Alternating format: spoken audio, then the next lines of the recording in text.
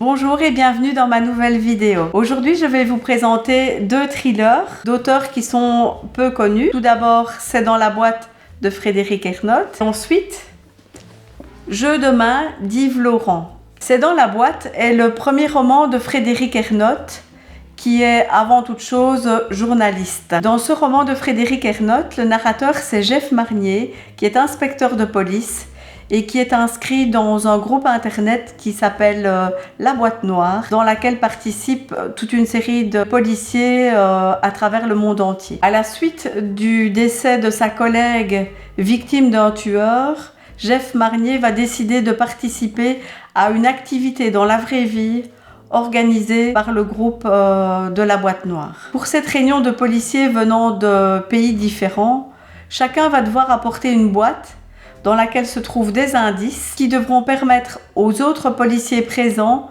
de découvrir de quelle affaire judiciaire il s'agit. Ce que j'ai particulièrement apprécié dans cette histoire, dans ce thriller de Frédéric Ernotte, c'est qu'on est sur un scénario qui est tout à fait inhabituel. C'est un scénario tout à fait original et je trouve que rien que pour ça, ce roman-là vaut vraiment la découverte. Finalement, le scénario de ce thriller ne ressemble à aucun autre. Un élément sur lequel je voudrais insister aussi par rapport à ce roman, c'est l'écriture très soignée de l'auteur. C'est vraiment une écriture remarquable par rapport à l'ensemble de la littérature contemporaine et ça aussi, ça a le mérite d'être souligné. Pour ceux qui ne le trouveraient plus dans cette édition, parce que cette édition, c'est vraiment une édition collector, il faut savoir que ce roman vient de ressortir dans un format de poche aux éditions CEMA. Avec Jeux de main de Yves Laurent, on est aussi dans une première œuvre. Derrière ce pseudo d'Yves Laurent se cachent en fait deux auteurs, Yves Van de Berck et Laurent Vranjes. Ces deux auteurs sont d'ailleurs déjà en cours de rédaction d'une suite et compte tenu que celui-ci s'appelait Jeux de main, eh bien le suivant s'appellera Jeux de vilain.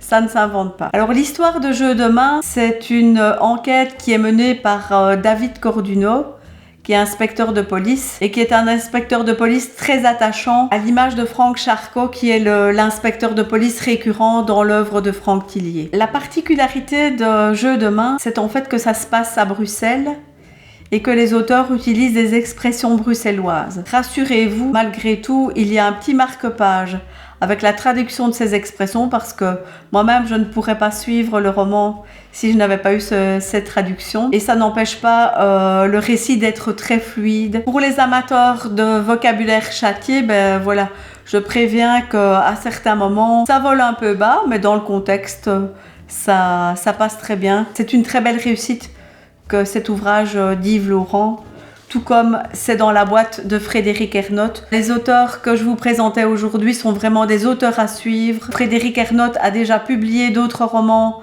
par la suite qui sont tout aussi bons. Ici, le deuxième est en préparation. Je pense que vraiment, ça vaut la peine de suivre leur actualité et leur publication ultérieure. Merci à vous d'avoir suivi cette nouvelle vidéo. Le lien vers ma page Facebook est en description. En attendant une prochaine vidéo, surtout, lisez.